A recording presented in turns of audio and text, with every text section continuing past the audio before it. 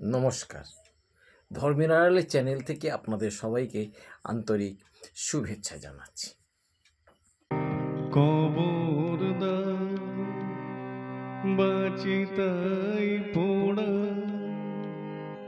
মরলে সবাই মাটি। মরলে সবাই মাটি, এটা আমরা জানি। সমাধি দেওয়া হোক বা চিতায় পড়ানো হোক, কিন্তু এখানে তো শেষ নয়। মারা যাওয়ার পরে আবার শ্রাদ্ধ শান্তির ব্যবস্থা আছে। বামুন আপনাকে লম্বা ফর্দ করে দেবে। আপনার বাবা বা মা বা আত্মীয় স্বজনের যে শ্রাদ্ধ করছেন তার আত্মার শান্তি কামনার জন্যে আপনাকে বিশাল কিছু আয়োজন করতে হবে। ফল মিষ্টি, চাল, কাপড়, গামছা, বিবিধ দ্রব্যাদি দিয়ে আপনার গুরুজনদের শ্রাদ্ধ করতে হবে। বাবা মা যে হোক, এগুলো সব সাজিয়ে দিলেন। এর পরেও কিন্তু আরেকটা ব্যাপার আছে, সেটা হচ্ছে একটা বড় মাছ আপনাকে দিতে হবে। এটা কেন? বড় মাছটা কেন দিতে হবে, এই প্রশ্নটা জিজ্ঞাসা করলে আপনার পুরোহিত কিন্তু কোনো উত্তর দিতে পারবে না। এই মাছটা দুভাগে ব্যবহার করা হয়। 24 পরগনার অন্তর্গত যারা আছেন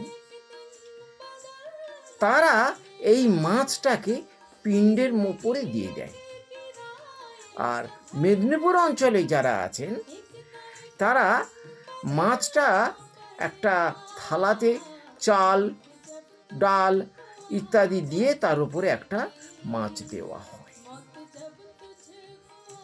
আমি দু জেলারই এই মাছের প্রয়োগ সম্পর্কে এই ভিডিও আলোচনা করার চেষ্টা করব। যদি কাঁচা মাছটা পিণ্ডদানের ওপরে দেওয়া হয় তাহলে কি দাঁড়াচ্ছে, যে আপনার বাবা মা পিশাচ তুল্য পিণ্ডের ওপরে কাঁচা মাছ দেওয়া হচ্ছে, যেটা খুবই খারাপ লাগে।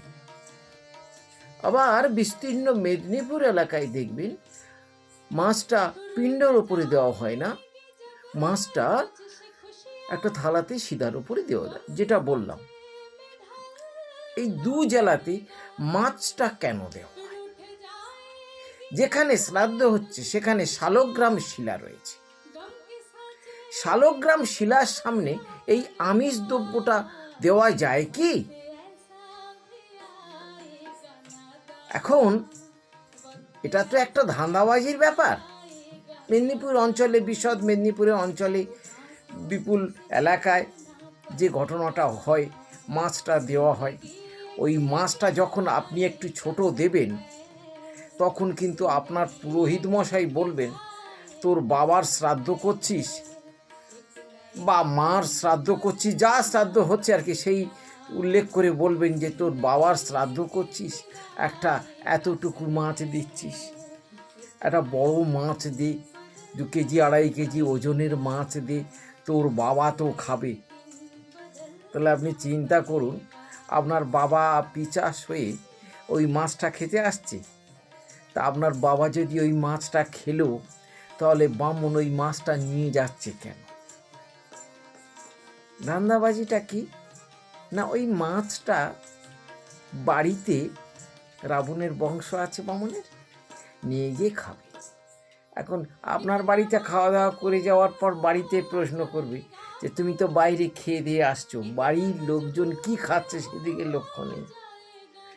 তারপর ওই লক্ষ্য করে চাল ডালের সঙ্গে একটা মাছ বাড়িয়ে নেবে। এবারে আপনারা ভেবে দেখুন, যেখানে শ্রাদ্ধ হচ্ছে সেখানে নারায়ণ থাকছে। আপনি নারায়ণ ভাবতে পারেন বা শ্রীকৃষ্ণ ভাবতে পারেন, যে যেরকম ভাবতে পারেন, এরা কেউ তো আমিষ দ্রব্য গ্রহণ করেন না, কিন্তু তার সামনে কেন এই আমিষ দ্রব্যটা ব্যবহার করা হবে, এটা একটু ভেবে দেখবেন। নমস্কার।